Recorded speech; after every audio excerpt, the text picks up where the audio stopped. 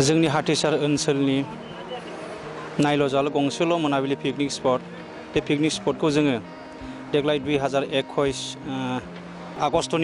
August last उइकनिफ्राय दिनै November 3 तारिख बे नभेम्बर 3 तारिखसिमाव जोङो खस्थ' खालामै दिनै जोङो अपेनिं खालामनो हाबाय।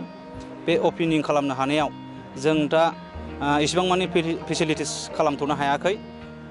जोङो जाखिनि खालामनो हाबाय जों बेखौनो सन्तुष्ट बायदि मोननानै दंथ'यो। जोङो फैगौ समफ्राव बेनिफ्राय साबसिन हामसिन जोङो खालामनो नाजानानै दङ। जों खालामलांगोन। पिकनिक जानो फैयोब्ला जोंनियावहाय दा बर्थमान थानोथ' जेबो गैया। जोङो थानायनि जेबो बेबस्था खालामनाय जायाखै। बिथांमोना फैयोब्ला जोंनियाव बेहाय मोजां जानाय मोनगोन। दाउ हांनाय, अमा बेदर हांनाय, बिदिनो ना फ्राय आरो ओंखाम, जोसा ओंखाम बेफोरबायदिनो मोजां जानायखौ मोनजागोन आरो। गारि पार्किंनि फिस ओमफ्राय एन्ट्रि फिस गारि पार्किंनि फिस होनोब्ला जोङो बासखौ 500 थाखा लानाय जादों। दा 500 आरो बेनि अनगायै फर हुइल्सआ साखा खब्रै माखासेफ्रा जोङो 300 थाखा लानाय जादों। आरो जोङो बाइकखौहाय 50 थाखा लानाय जादों। जायगाखौ साफा दोननायनि बेलायाव जोंनावहाय खुनु दाखोर दाला जों दोननाय नङा। जोङो बेखौहाय जेसेबांखिनि दाखोर जायो जों दिनैनि दाखोरखौ जों गाबोननो बोस्रांनाय बेफोरबायदि जोंनाव बेबस्था लादों। बेफोरखौ जोङो डिसिसन लादों। नाथाय जोङो दिनैसो फार्स्ट हिसाबै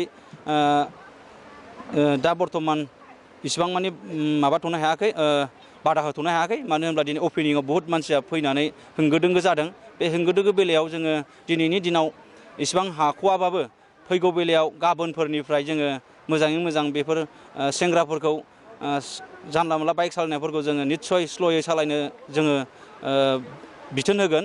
जोंनि माबाखौ मा होनोमोनलाय भलुन्टियार्सफोरखौ दोनजोबगोन आरो बिनिफ्राय जोङो बेहाय स्पिड ब्रेकारबो होनाय जागोन।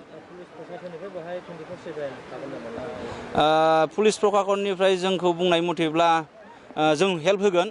अरायबो जों नोंसोरजों थाफागोन, नोंसोरखौ मदद होगोन। जों माजे बेयाव डिउटि होफैबाय थागोन। बेबायदि जोंनो खोथा होदों।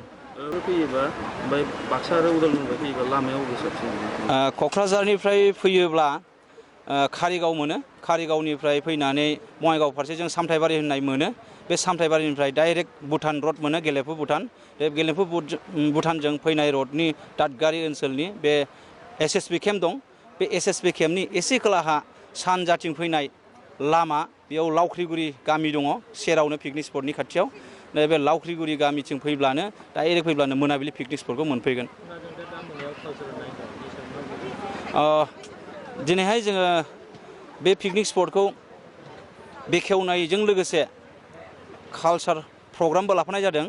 बे कालचार प्रग्रामखौ जोङो 4:30निफ्राय बुंनाय जादोंमोन, नाथाय जों एसे लेट जासिगोन।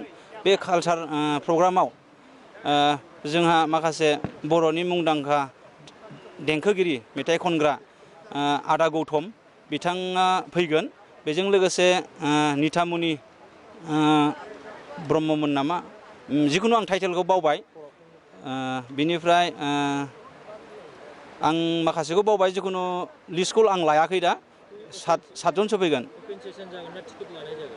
बेयाव दिनैहाय जों साननाया बेनो, माने जों जायफ्रा बे जोंनि कालचार प्रग्रामखौ नायनो फैदों बिथांमोननिफ्राय जोङो 50 थाखा जे जोंनि खरसा थांबाय नैबेखौ एसे जोंनाव माबा मोनसे जायो, खरसाया फैफिनो, नैबेखौ जोङो नायनानै जोङो 50 थाखा लानाय जादों।